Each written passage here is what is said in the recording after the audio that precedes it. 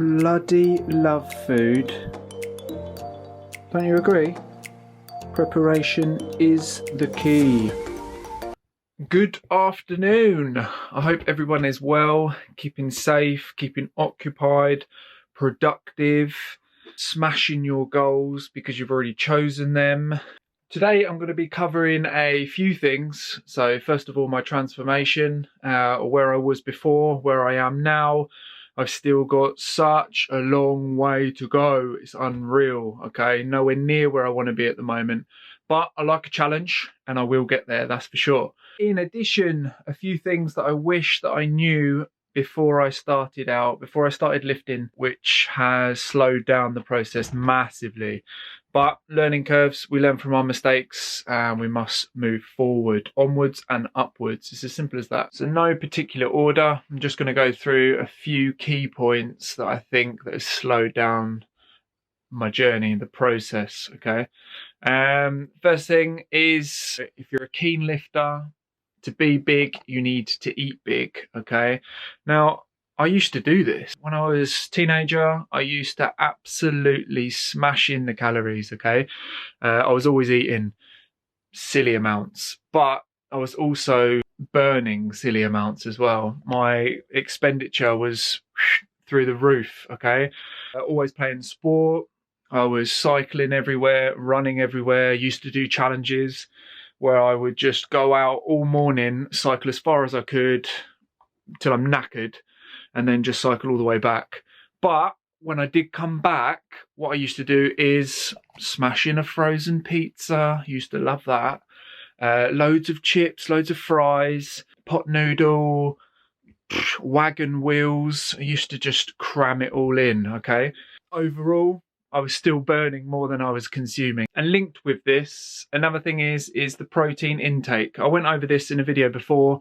I didn't have a clue about this either, like, in all honesty. Through the teens, the amount of protein that you needed to get in, that my body needed to function properly, I just wasn't getting it. You know, obviously now I know basic guidelines for this is 0.8 grams, I work in grams, 0.8 grams of protein per kilo of body weight. Okay, that's the basic. For me, I go 1.5 times. So I go 1.5 grams per kilo. Okay, so I need to be consuming a considerable amount of protein a day. Okay, and I just wasn't doing that at all. I wasn't getting that in any of the foods. Okay, so you think about the foods that I was smashing in after all of this exercise, I was getting in, it's just carbs. Okay, just high carbs, really high fat in a lot of cases, hardly any protein at all. And I was not doing that.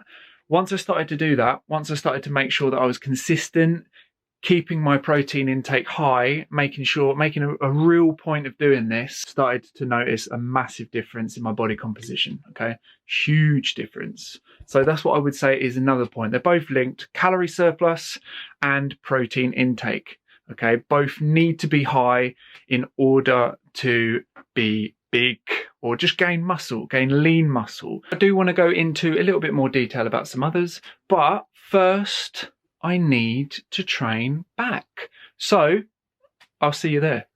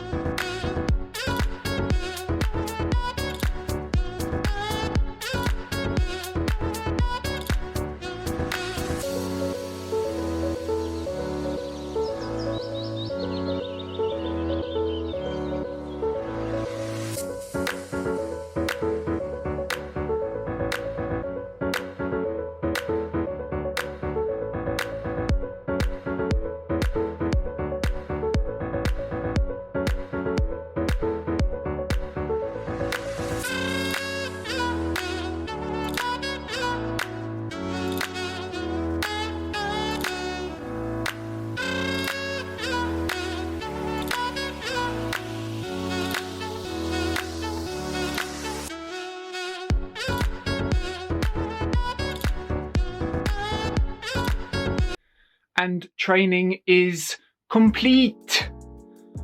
That was quite a toughie actually, but I enjoyed it. It's good. Big back workout, mainly for that V taper, trying to get some wings, slowly but surely. So carrying on from where we left off, before mentioned mainly about diet. So calorie surplus and protein intake needs to be high. So moving on to the training side of things now, which is equally as important. Well, diet's more important, but still equally important. Moving on to training program. So this is something that I didn't have before either.